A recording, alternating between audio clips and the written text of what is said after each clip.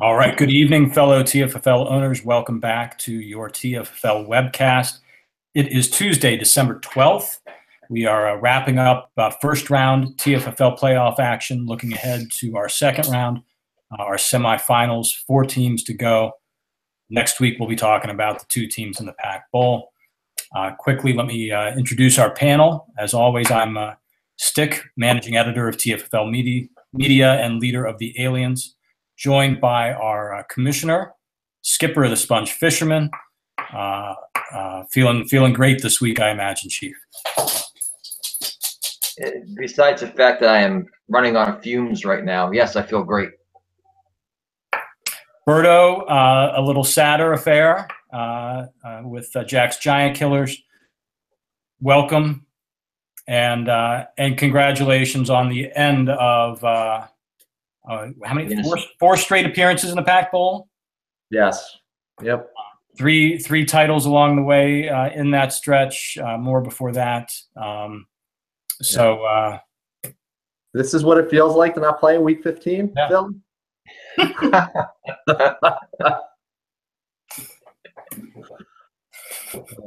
High Stick. Hey, well done. Phil was your biggest supporter this past. I know. I'm just busting his chops. I appreciate your support, Phil. Yeah, well, I was gonna. I'll let Stick do an introduction. Hi, I'm Hank, and Berto, man, I feel as though I suffered with you this weekend. I so was with you, and I've been a supporter of the Killers this year. Man, I mean, come on, any of us would trade that slots. Maybe not Ralph; he had quite a dominant run himself. But Berto, well done, congratulations, and. I mean, Alex Collins may be a steal. He might be a find here you got at the end of the season. Sure, he looks good. Thank you. I appreciate it. Well done. Congratulations on a heck of a run, and I hope now that it's going to be over for several years while I dominate our division. We'll see. What did Chief say in the report? Ding dong, the witch is dead? Maybe. That will be a topic for a future webcast now that the Giant Killers have fallen from their perch. How quickly do they come back up, or are they going to keep going down? But we'll thank you for the kind words from the wheels, though. Absolutely, well earned. Giant. This has been a phenomenal run for the Giant Killers. But let's primarily talk tonight about the 4 teams now still left in our playoffs. No more Giant Killers, no more Lizards. Our 2 Pac Bowl teams last year, both out now. So yeah, congratulations to the Sponge, to the Boba Fats, who've been with us a couple times this year. On first round playoff wins. We get the AMPAC and the Beavers now coming off their byes. We'll talk about both of our games in a few minutes. But first, TFFL trivia. I've got 3 points for you guys tonight. Wow. Very exciting. All right. So we know the 4 playoff teams. I've got them written down here somewhere in case I forget them. The Amsterdam Packers, the Slippery Beavers, the Sponge Fishermen, the Boba Fats. I want you first to tell me, rank in order from most to least, the total number of Pac Bowl titles that each of those 4 teams has. Rank those 4 teams in terms of the most Pac Bowl titles they have, from most to least Pac Bowls. I'll give you, so you got to get the entire order correct for a point. If you can also tell me the number of Pac Bowl titles that each of those teams has, which you're going to have to think about in order to formulate that list. If you can nail the exact number of titles that each team has, I'll give you another point. All right, so that's point 2. Hold on. Okay. And for your third point, I want you to rank them, the 4 teams, in order of their most recent Pac Bowl victory, from most recent to most distant. You get that order correct, and I'll give you a third point.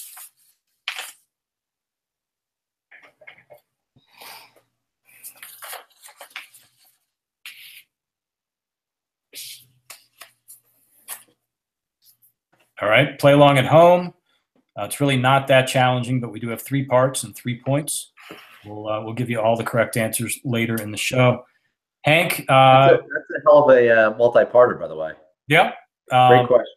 I'm hoping at least one of you figures it all out. But yeah, so Hank, we don't need to dabble in the standings. the season's over. We know where everybody stands.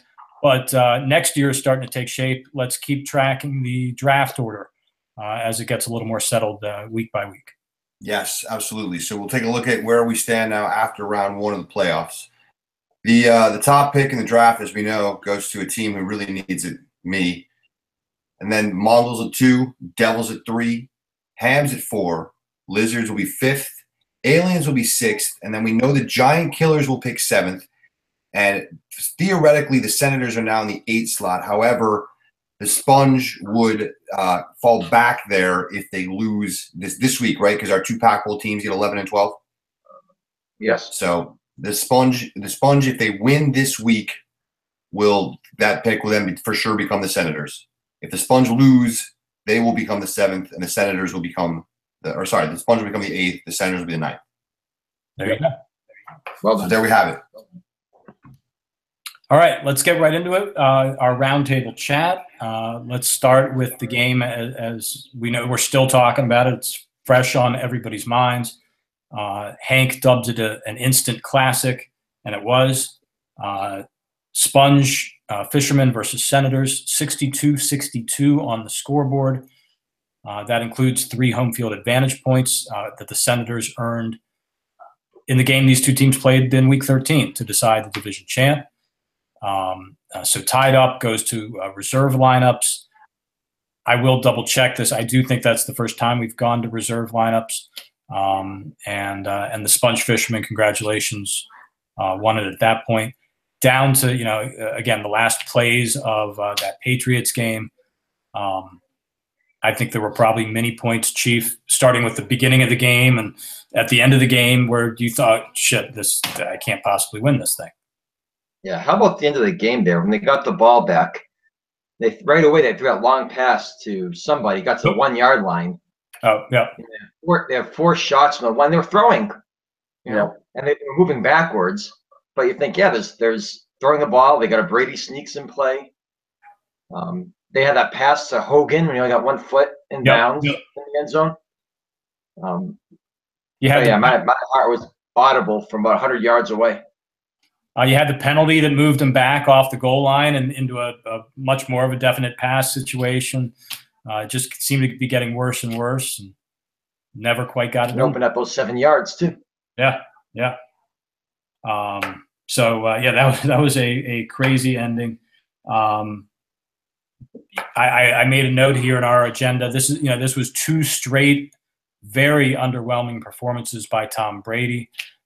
Did not cost the Senators in Week 13, but it did here in the end in Week 14. I don't mean to be too dramatic about it, but is this a sign of something worse?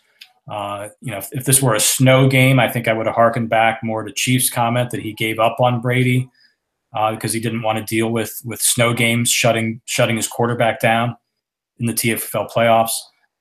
That didn't happen here, but is there something going on with Brady, or did the Senators just get bad luck here? Yeah, I said it last week, and I dropped it in the report. He never plays well in Miami. I don't know what it is. He has spotty parties out all the time. I mean, it goes through multiple Dolphins head coaches and defensive coordinators, and now usually they play early in the year, so you have the heat kind of factor as an excuse. But he just does not do well against that defense. I don't think it's symptomatic of anything larger. I think we've all probably been guilty of writing Brady off in the past after 1 or 2 bad games as he got to maybe 37 years old. No, I just think it was bad scheduling luck for the Senators and to have this game during the playoffs. Berto knows another big reason why Brady was off. Yeah. I mean, Gronkowski killed us, both of us, but it was Bizarro game. He looked like Brady looked like Cutler, and Cutler looked like Brady. But yeah, no, I agree with Chief. I don't think you can't say age or anything else is catching up. I mean, he just had a bad game, but man, I'll tell you, he threw a lot of balls at people's feet. Throws that I don't ever see him missing were just at people's feet. He had a lot of pressure all game too, but he just did not. Definitely had a lot of Eli Manning in his game yesterday. Yeah. So, but no, I think he's going to bounce back. He's just, the Patriots killed people between Brady and Gronk and even Gostkowski. The only people who benefited if you had Burkhead, and that was pretty much it. It was interesting that the night games this weekend were so nice. I mean, the Pittsburgh-Baltimore game was ridiculously good. And then watching the Patriots struggle the way they did, and I think Chief's right. The Dolphins seem to at least know how to play the Patriots.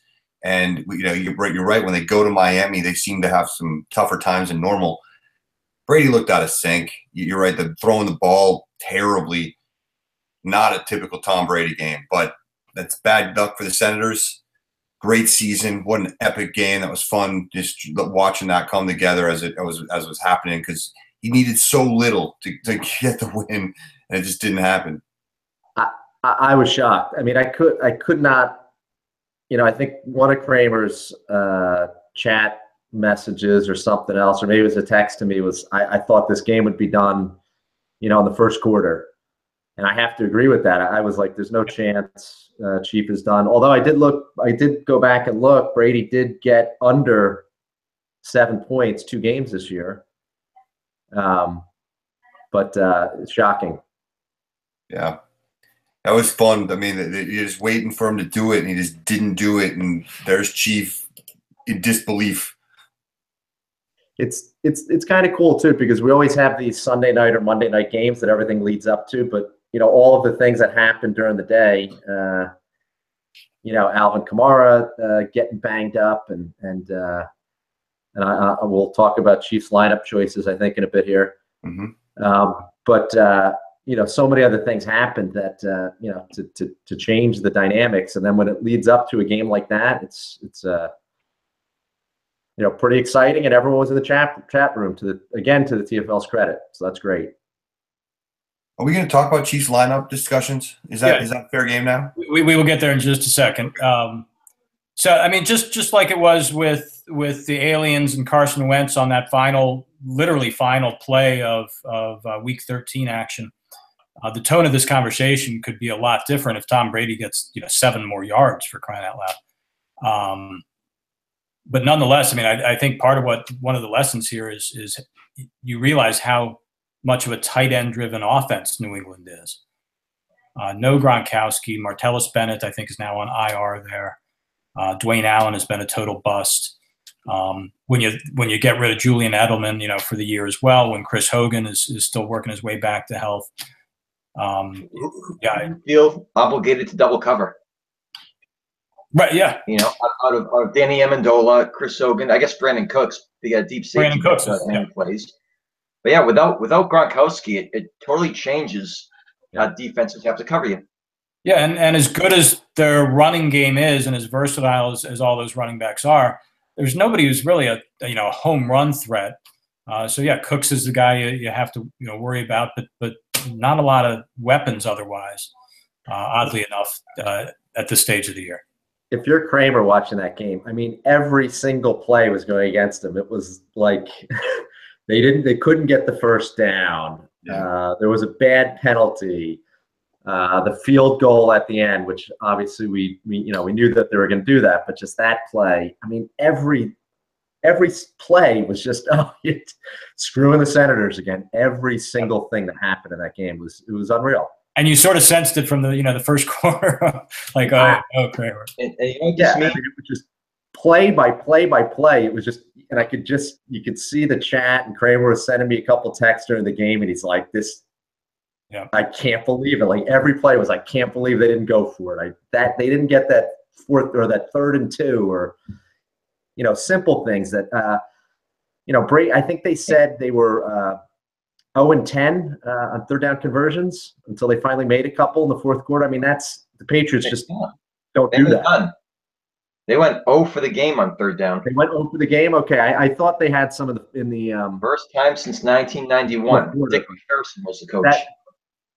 Yeah, because I heard that stat at some point in the game. I didn't realize that went through the whole game. I thought they did make a couple, but that is, I mean, that's crazy. That just doesn't happen to the Patriots. And the Browns don't do that. The Bears don't do that. I mean, it's absurd. But you know what this means? And I can't believe I forgot this in the report. Because I said if some miracle I win, I was going to mention this. What this means is Tom Brady's heart is still the sponge fisherman. He's just riding up the string, collecting paychecks with the Senators. But he's still part of the Sponge family. Very nice. Well, I also think it means that this Pittsburgh-New England game we're going to get this weekend is going to be fantastic. I mean, the Steelers coming off that huge game Monday night. Patriots with a little chip on the shoulder. Could be good. And a double whammy for the Sens. I mean, Carson Wentz going out for the Eagles. That was crushing. So no joy in New Jersey. Has Tom Brady ever won a TFFL title for anybody? As great as he has been in the NFL? I don't know. No. He may have been a backup in one of the early Giant Killers teams or some stem cells teams. We didn't win though. Yeah, not title teams. Interesting. I don't think so. All right, let's switch gears. Talk about the Sponge Fisherman here now. Congratulations, Chief. Big win. Playoff wins feel really good. We're gonna talk about Davante Adams, and I should first acknowledge that Davante Adams played a role in this victory as part of your winning reserve lineup. But this could have been catastrophic. This could have cost you the game. I wrote down a variety of adjectives here. This is baffling to me. I found it inexcusable, Chief. Inexcusable. I said last week on the webcast, this guy is an every week starter. You know, I'll leak a little news here. You know, I know you were offering Davante Adams up earlier this year, so I've researched him on behalf of teams that maybe were considering him. He was the number 6 scorer at wide receiver last year. He is the number 6 scorer at wide receiver this year. This is a top tier number 1 receiver by the numbers. His play did not tail off when Brett Hundley became the starter this year. He's been the number 1 target. He's actually become a better target in Green Bay, I think, ahead of Jordy Nelson. And you put in Sterling Shepard, of all people. Hunter Henry at least scored, but a tight end. Amari Cooper has not been doing anything. I just didn't quite get it. Reckless was another. I mean, this was big. Why you put Davante Adams on your bench? I think we simply have a difference of opinion here. You know, if you lose a game, something's going to cost you. I lost a couple of years ago because I played Rivers instead of Brady when I had them both on my team. You know, I lost another game because I sat Greg Jennings and played somebody else. So, you know, those decisions happen. Yes, you did say last webcast Davante Adams is an every week starter. And I said then, what I actually said was with Brett Favre as quarterback, he is. Well, look, you say he's scored a 2 the week before, Davante Adams. This thing where he's the same guy. He's not the same guy with a quarterback. But here's what I was thinking. Okay, I was going into this game having Mark Ingram only have 4 points and Will Lutz only 5 on Thursday night, going aggressive. I was going to try to swing for the fences on this and not play conservative to beat the Sens. Yeah, I had Amari Toomer going against number 32 pass defense, missing the best cornerback because he was sat down by the team. If he was healthy enough to play, I was going to start him no matter what, and hope that the Raiders weren't going to be reckless with his long-term health and not start him if he wasn't healthy enough to. You know, I have my metrics I look at, and they Hunter Henry as a start against Washington jumped out at me. I wasn't getting off him either. So you're right. The one was the Sterling Shepard or Adams. And this came down literally to 12:59 when I made that call. You know, I looked at everything. I looked at the weather forecast. The weather forecast in Cleveland was calling for a sustained gust of 30 miles an hour and snow by halftime. That and plus it's Cleveland where people are generally running up the clock starting halfway through the second quarter, I think kind of iced it. So I was hoping for a return of Eli, kind of psychological boost for the Giants. In that game, I kind of forgot that they can't protect Eli no matter how inspired they are of him. So yeah, I kind of instantly regretted that. But again, I've been burned by not following my gut. I said, if I go down, I'm going to go down aggressively. I'm going to go down with the statistics, the metrics I've been using all season long, and that's what led me there. Chief, I admire your guts. I admire the call that you had to go with it. I totally cannot believe you sat Davante Adams. I mean, that's right. And let's not think too much about this. Half of Davante Adams scores in overtime. Who thought Cleveland was going to take Green Bay to overtime, where he's going to pick up 8 points in overtime? And for that matter, Hundley was going to pick up whatever he picked up in overtime. Hundley's not been good. Hundley's you know what? Here's exactly, and it's usually run the clock by the second quarter. Here is Hundley's statistics. Okay, since he's been in there, 5, 8, 11, 9, -1, 22, and 3. And so for everybody who says this guy's playing great, maybe he's playing good with lowered expectations of he's Brett Hundley, but he's not playing great. He's not putting up Aaron Rodgers numbers or starting fantasy quarterback numbers. But I think the thing with Cleveland is they make great quarterbacks look immortal. They make very good quarterbacks look great. And they make shitty quarterbacks look decent and tolerable. So if you kind of went with that thought that, he's going to have a decent game, and maybe they do blow him out to your point, but he will, he'll get a lot of looks at least in the first half. Well, I agree. I don't know how you had him. He will be starting for me this week. But is Jonathan Stewart in the lineup this week too? Is who? Isn't Jonathan Stewart? Yeah, he's in the lineup right now. That's gonna come down to game time. Yeah, but that one was fine. I totally, understood that. You had 3 good, you had 3 running backs, and that's fine. Yes. And Hunter Henry, I agree with you. I would have absolutely had Hunter Henry in the game too. So. Mm-hmm. I do. This just reinforces the lesson we hear over and over. You stick with your studs. Yep. And I think maybe the surprising thing for some people out there was for me to some extent is Davante Adams really is a stud. I mean, this guy's been doing it now for 2 years. He's still been performing at a high level, even with Hundley in there. I think there are guys like that, as I said last week. They're every week starters. You put them in there, unless you have a ton of great options where you can. And agree. He was an every week starter with Aaron Rodgers as a quarterback. Yeah. I think next year he'll be the number 1 in Green Bay. I think Nelson's. I hate to say he's been a great player, but I think he's just about done. At least he's done in Green Bay. Now, the interesting thing with Davante Adams, and again, I had to do some research on him. He's going to be a free agent. I mean, there is no guarantee, and from everything I've read, there is no guarantee at all he's coming back to Green Bay. They're already. I thought he was the one guy that wasn't a free agent. No. They've just done contracts for Nelson and Cobb, and the question is, can they afford to do Adams as well? Huh. Or maybe it might result in the release of Nelson to make cap space. But that's going to be an interesting thing. Davante Adams is a free agent this spring. Okay, let's shift gears. Our next topic, talking about the team from the other game coming up this weekend, the Slippery Beavers and their quarterback dilemma. We foreshadowed this much earlier in the year. We sort of saw this coming. Aaron Rodgers injured, but was always sort of projected to be coming back around this time, week 15, heart of the TFFL playoffs. We don't know for sure at this point here on Tuesday night whether Rodgers will play this week or not for Green Bay.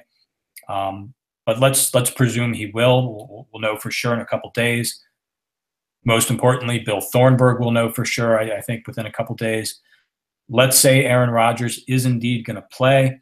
He'll be playing Carolina on the road in Carolina. Bill's going to have to choose between that and Jared Goff, also on the road, traveling to play at Seattle.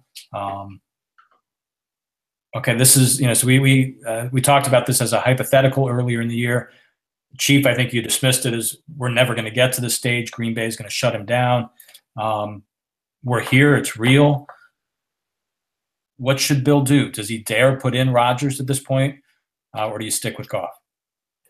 I happen to know that we're going to speak directly to Bill here at this moment because I know Bill's watching us. So, Bill, for what it's worth, I think you got a really tough call here. I do. Having said that, what's Green Bay playing for? Are they going to make the playoffs? Probably not. I'm somewhat surprised that Rodgers is going to try and come back this quickly. Maybe they think they can put it together and make a run. Obviously you got to watch it, but I would fault to Goff unless there is some overwhelming wave that Rodgers is going to play and well. I think it's hard to, just throw him into action without seeing him a week and counting your playoff, destiny on him right away. So good luck with that decision. That's a tough one. I just looked at something. Goff in week 5 had 2 points. So that doesn't fill Bill with confidence. He did have 47 pass attempts though. But I don't know. I agree. You can't go with Rodgers at this point. You gotta roll with who you've been rolling out there. And to me, it's you got to go Goff and hope.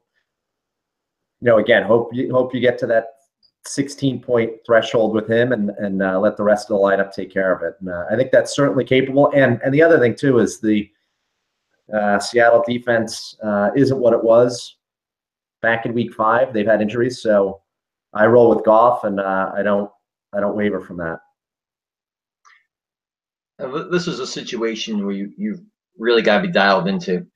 In my opinion, if Aaron Rodgers is practicing, if he's healthy enough to start, you play him. You just do. He's the best quarterback in football. Yeah, he might not be 100% in the shoulder.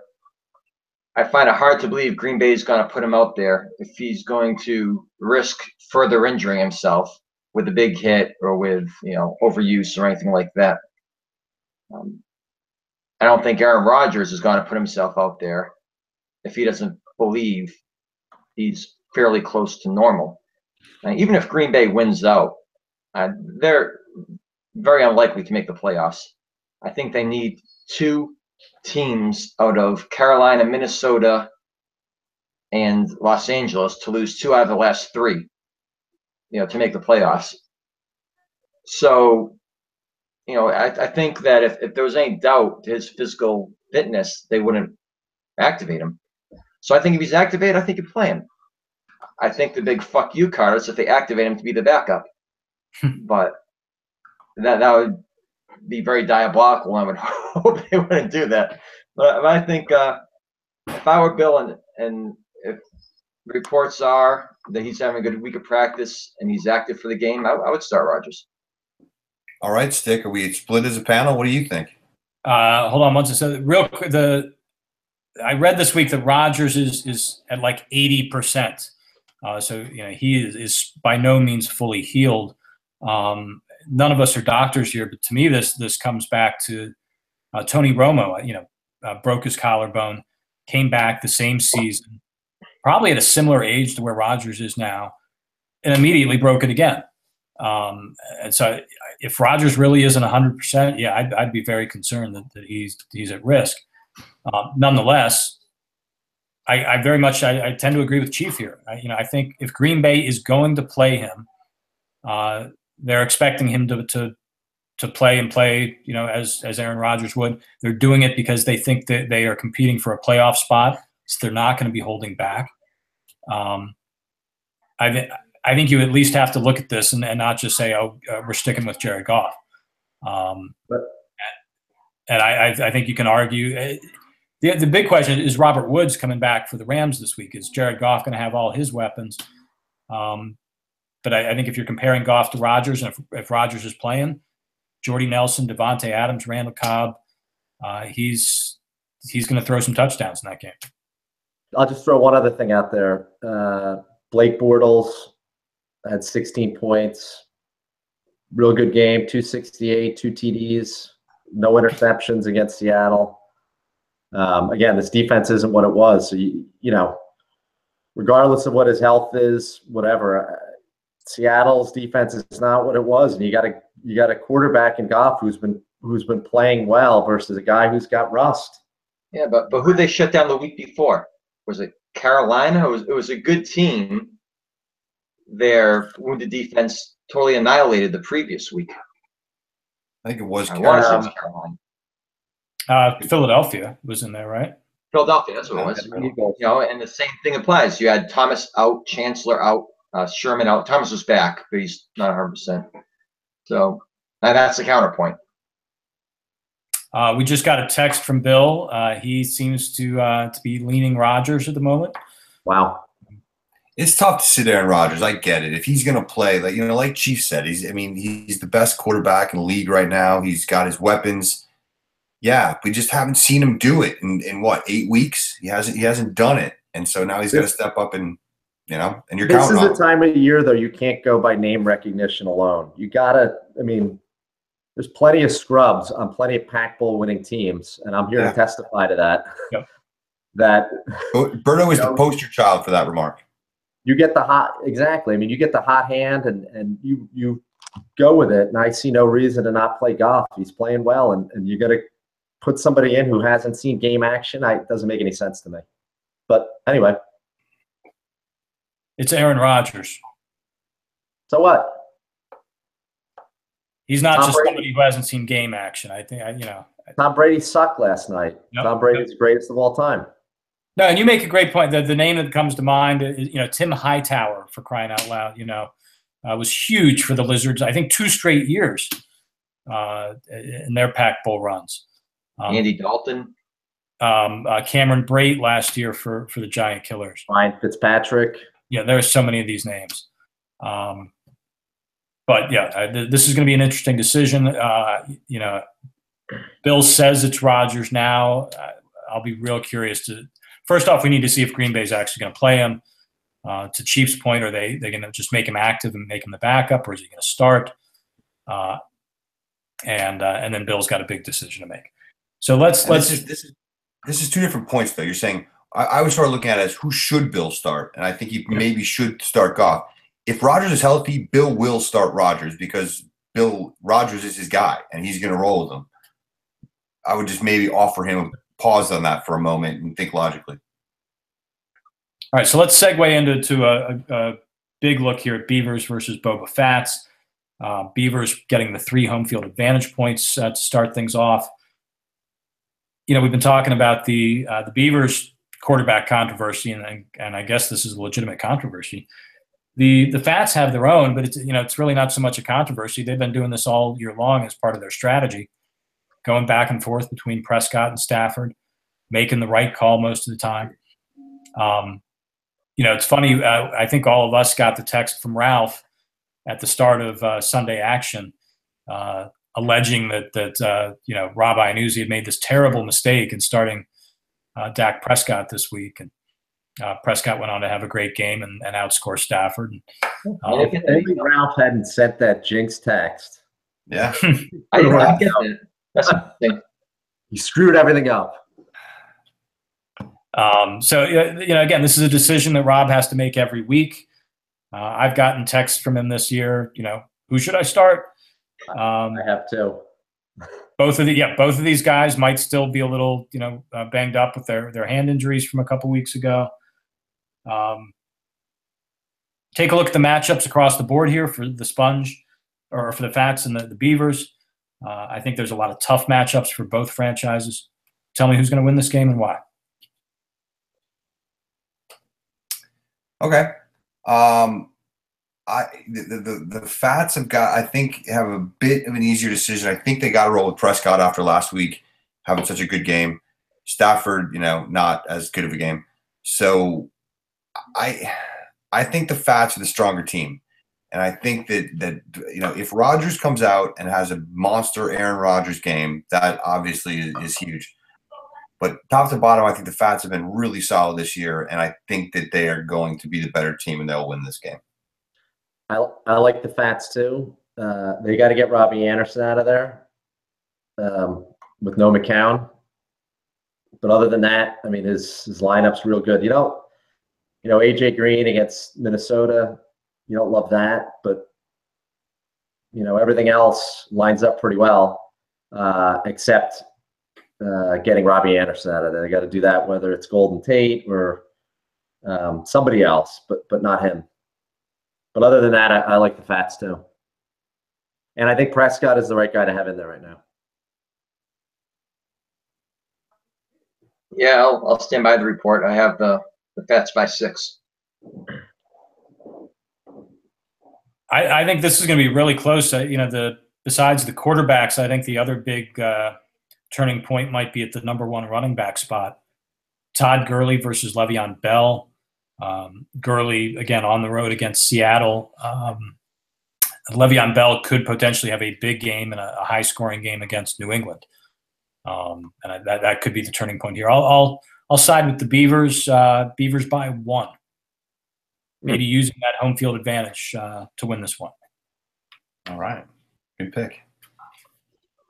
All right. So our second game, Amsterdam Packers, the bullies of 2017, getting 3 points, getting the home field advantage here against the Sponge, the panel favorites. Lot of Saturday action in this one. There are 2 games on Saturday. Chiefs Chargers is where a lot of the action is here for the Sponge and the AmPack. The 1 point I'll make at the top here, Josh Gordon continues to be in the Amsterdam Packers lineup. I'm going to dare say this is a lot of hubris on Ralph's part. I think there are better options on his bench. I'll be curious to see how long he sticks with, but Gordon is on the Cleveland Browns. I know he's very talented. I know he looks good. He's just not going to score a lot of touchdowns, I think, right now. I can't believe Larry Fitzgerald, a guy that has been a big part of the AmPack for a long time, is not in the lineup. There are other options up and down his lineup. I just think Gordon is something he's trying to force into his lineup. Who's going to move on to the Pack Bowl here and why? I think it's logical to say that the Amsterdam Packers are probably the scarier team, but I'm not going to be logical. I think the Sponge are going to win this game. The Sponge are going to win this game because Josh Gordon is going to do absolutely nothing. The Thursday night action is going to cause. Who is it? It's San Diego and the Saturday action with San Diego and Kansas City. Yep. Going to be a low-scoring game in the cold in Kansas City, and they're not going to get the points they need. And I think that Chief got his pass this week with this escape with Adams and Stewart on the bench, and I think that those guys are going to contribute along with the rest of his solid team. And I think the Sponge are going to win by 10 to 15 points. They're going to win this comfortably. Wow. Hey, no one has been on the Sponge outside of Elaine Bennis more than me. So I am sticking with the Sponge. Nice reference. With the Sponge. It's going to be another heart attack waiting to happen for Chief. I think it's going to be a little bit lower scoring, actually. I'm going to say 60 to 59 Sponge. I think Chief is going to win on the backs of those running backs. I think Ingram's going to get into the end zone. I think McCoy's going to get in the end zone. The one fear that Chief has is that the touchdown passes don't go to Keenan Allen. But I think Keenan Allen maybe gets one, but I think Hunter Henry gets one. And like I said, 60 to 59. The TFFL website actually has this as the Sponge is the favorite at the moment by 2. And it's a reminder that the AmPack are not quite the scary team. I mean, they can still post a ton of points, but they're not doing it as consistently as they did earlier in the year. They don't quite have all their running backs anymore. Elliott on suspension, Cook injured. If you're throwing Josh Gordon in there, I think you're taking a risk. Russell Wilson's going to have to prove once again, is he a stud quarterback? I think the Sponge have a real shot at this one, and hell, let's all go for the Sponge. Sponge by 4. Even with the 3-point home field advantage for the AmPack. So that would be Sponge going up against Do you guys? I think most of you picked the Fats in that first one. We did. So that would be the panel's choice here: Sponge versus Fats. Let's get that. That'd be fun. All right. I think there may be a little more rooting interest here than accurate forecasting, but we'll see. Yeah, me too. We'll see. Actually putting asking the Killers and the Wheels if the Pack is going to win something is like, asking the Red Sox or the Yankees going to win. But anyway. Yeah. Berto and I are the wrong people to ask if you want, objection free. You're not going to get that from me. And I said charity 60 to 59. I wanted to say like 60 to 29, but I went 59. Yeah, the Impact is better than me every position. They're one of the few teams that have better running backs than I do. They're one of the few teams that have better quarterback play than I do. And they're one of every team that has better wide receiver play than I do. But my defense is ranked higher. It could happen. That's Stick said. They're definitely not as scary as they were the first half of the season. I say this with great peril to myself, I seem to be having a charmed existence so far this year. Sometimes that's what it takes. Yep. Sometimes those rolls just keep rolling. But I would be mildly surprised if I'm still in the hunt next week. We're gonna have a party on the webcast next week if you're in it. Chief is like the team. The NCAA basketball tournament. Duke or Syracuse or Kentucky or whomever who has that 1-point game in the Sweet 16 round to some crappy. Iona. Number 12, 11, 10 seed, whatever, and then they have that one close game, and then they go on to win it. So, rendezvous with destiny. All right, and am I correct? Ralph have lost this past week? Yes. What was his point total? He had 52, didn't he? Yeah, and I don't know, whether he really had his optimal lineup in there or not. But yeah, 52 points. So the impact very beatable. Let's. It may not be so far afield here with all of us siding with the Sponge. I think they've got a real shot in this game. We'll be back here next week to report on that. Chief, real quick, a few very key reminders I know for this week. So a slightly different week than usual. Yeah, Saturday games. I mean, it's been a while. Is there a Thursday? There's a Thursday. There's a Thursday, 2 Saturdays, 1 Monday. So yeah, it's a big football week. So same reminders as last week. You have your reserve lineup to get in, especially with so many games before Sunday. You can get them in Thursday or by Saturday. I think getting your reserve lineup in takes extra special. Yeah, you're right. Attention after this weekend. Yeah. 12:59. I couldn't even lock my lineup in because they lock at 12:55. I actually was verbally, communicating my lineup and then doing a commissioner override on it. So yeah, we didn't have to be that close, but it makes for a good story. I could say, yeah, I know what I was doing all the time. I didn't want to win by 20 points. I wanted to win on a tie game. That's your reminder. Set your lineups early, get your reserves in early. It's been a long time since I've been playing second round of the playoffs. Feels pretty damn good. And it's not an issue with the league. Well, the league meaning TFFL. I have an issue with the NFL. Bert, I'll ask you first. I want to go right down the line. What game were you watching at 1 o'clock on Sunday? I was actually at my sister and brother-in-law, so I was not watching any games, unfortunately. What game were you watching?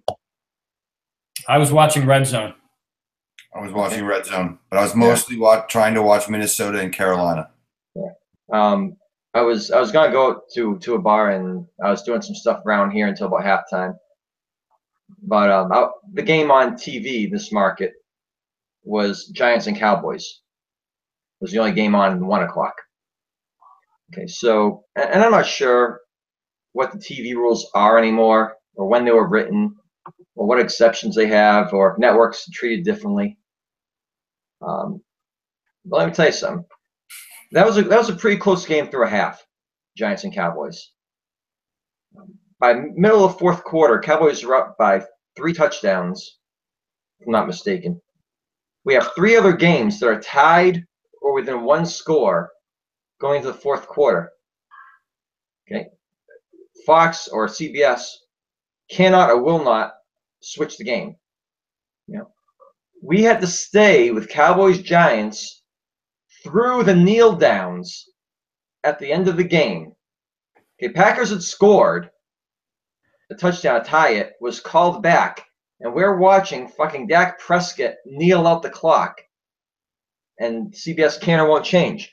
Then they toss it back to Kurt Menefee in the studio while Green Bay scores again for the one that counts to tie the game. Who thinks of these? Why do we have to go? You know, we say, hey, we're going to bring you right to the Cleveland Green Bay, which is an exciting game, right after these words from Kurt Menefee. I don't understand it. I don't understand why sometimes you watch TV and they will bring you a more competitive game, and they do, versus we're going to stay through a non-competitive game through the clock is all zeros and the coaches are shaking hands, tossed back to the studio, and oh, God, you missed the most exciting part of the game. So fuck you, NFL, networks. You know, part of me hopes the NFL starts losing money. I hope they start getting a hit in the ratings. I hope, and I think I'm right when I say the network's next contract is going to be for maybe 3/4 of what it is now, because they are fucking over the fan. They have the worst freaking commissioner of any sport in my life, with a possible exception of Gil Stein from the NHL. I mean, what are you doing well right now, NFL? I got to say, for me, I've had DirecTV for 12 years in the football package. And granted, I pay for it, but I don't. That whole thing doesn't faze me anymore because I've been done with that for a decade. But so this Berto's right in that the NFL has given us all the option of buy the red zone, buy the ticket, and you don't have to deal with this. But the networks have always had those local market crappy deals with the NFL where they can only show this game and they have to show it through the end. And Dallas always gets the precedence, and your local market team gets no competition against whoever your team is. And that day and age is over. But why not the local team? If it was a Skins game, I'd understand that. Right. Yeah. So yeah, you're right. I mean, if it's not like the New York market, you have the Jets and the Giants, back in the day, and that's all you got. You wouldn't get another 4:00 game, or the whole thing was so screwed up. And that's why, to me, the football package. But you say, you can't just get DirecTV. Okay, I mean the Sunday ticket. You have to get DirecTV. Yes.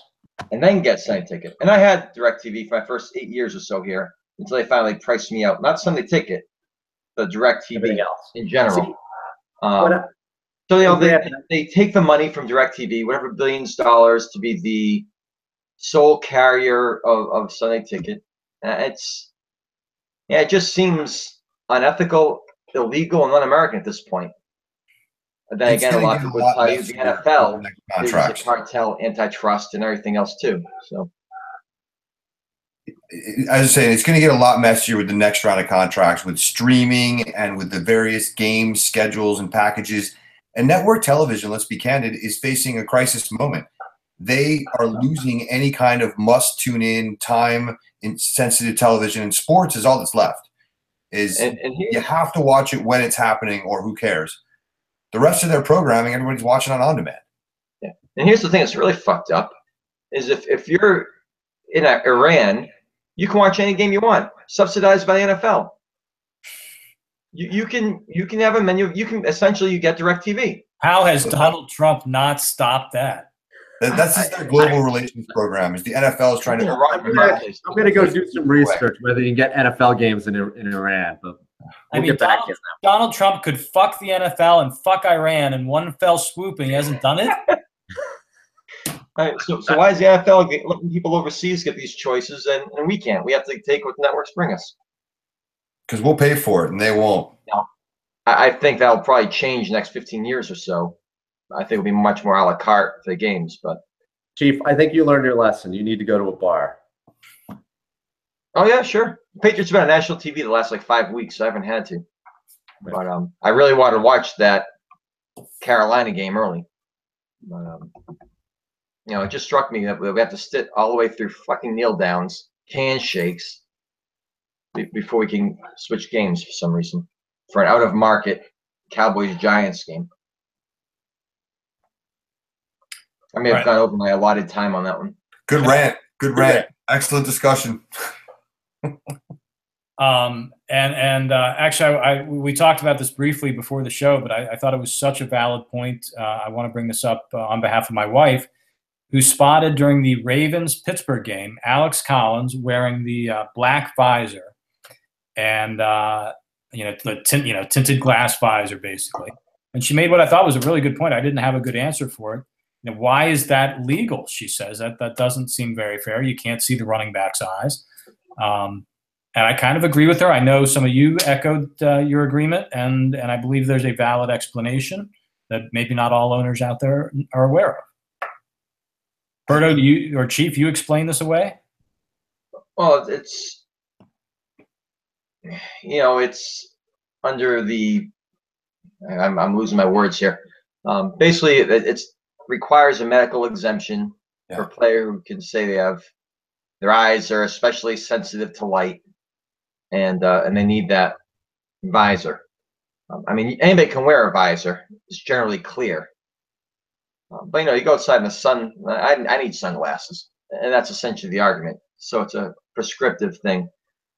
I'm much more bothered in the World Series of Poker when the guys are wearing dark glasses. I think you should absolutely be forced to show your eyes playing poker.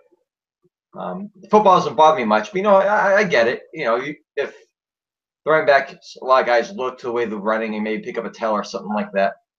I've never really thought of it that way in the NFL before. It's interesting because Alex Collins, he wasn't really on the injury. He wasn't really on the injury report, but there was a little wrinkle of he has migraines and some other stuff, which was in the Alex Collins news. But again, and that's an issue with a son can aggravate that. It's like remember they outlawed bandanas when Deion Sanders used to wear a bandana under the helmet, and a bunch of other guys were following, and they outlawed it. But then they made those little beanie things Ray Lewis made famous with a prescription from your doctor. If you had a scalp condition, you could wear this little it's like a Muslim prayer cap. I don't know what they call them, under your helmet. The same kind of deal. You have to apply it to the league, and they have to grant you approval.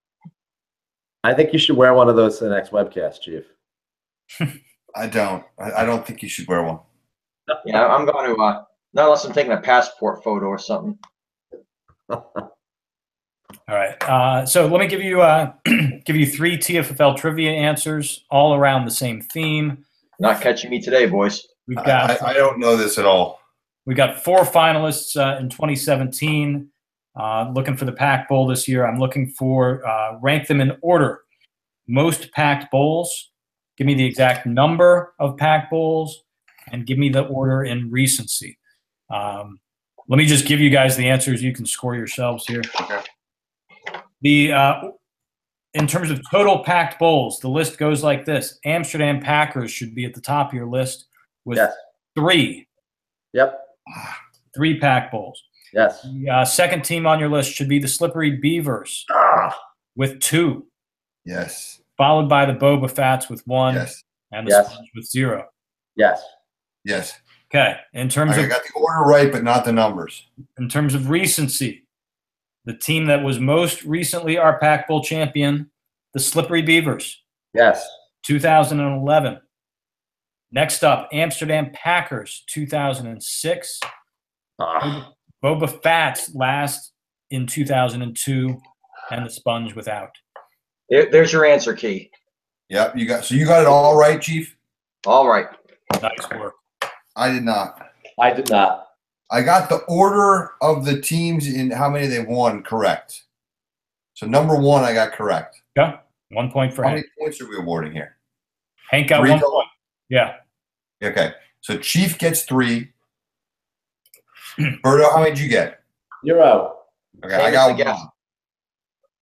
Ironically, the franchise without the Pac Bowl win, but Chief clearly has been studying in search of his first one. I had the numbers right, but I had the order wrong. And I thought the Fats won before the AMPAC at some point. But. All right, well then you're up to the minute TFFL scoring trivia standings, which I know Kramer has been waiting breathlessly to hear this throughout the webcast. After this round, the overall standings are Chief leading with 19 correct points, Hank in second with 17 points, Berto with 14, and the guest with 12. There we are. You passed me last week? Say again? You came into the day in first place? No, you were 1 ahead of me, and now you're 2 ahead of me. Should be 3. No, you and I were tied. Sorry, you and I were tied until today. Okay. And now you're up 2. Good work. Yeah, I don't think Kramer's if I was Kramer, I don't think I'd be doing much in fantasy football these days right now. No. Thinking Kramer's least likely to watch this webcast. Yep. All right, so we'll be back a week from today, I think, talking about the Pac Bowl coming up. We'll know our 2 finalists at that point. I think we'll probably do one more webcast in 2017 after the Pac Bowl. So we'll wrap up our trivia scoring. We'll go 2 more weeks with the trivia and crown our champion. At the same time, we crown our Pac Bowl champion. Time flies. Yeah, it's amazing. So, good luck, Chief. Thank you. Good luck. Good luck to everybody out there. Good luck to Ralph. Good luck to the Beavers, to Rob and the Boba Fats. I would hope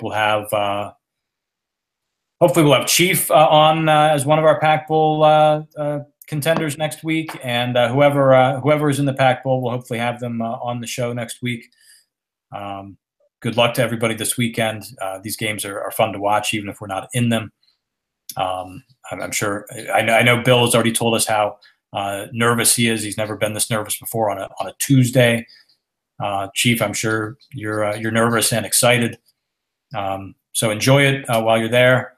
Hopefully you're there for a couple weeks more. Good luck, and we'll see everybody next week. Take care. Good luck. Good luck, everyone. Thanks.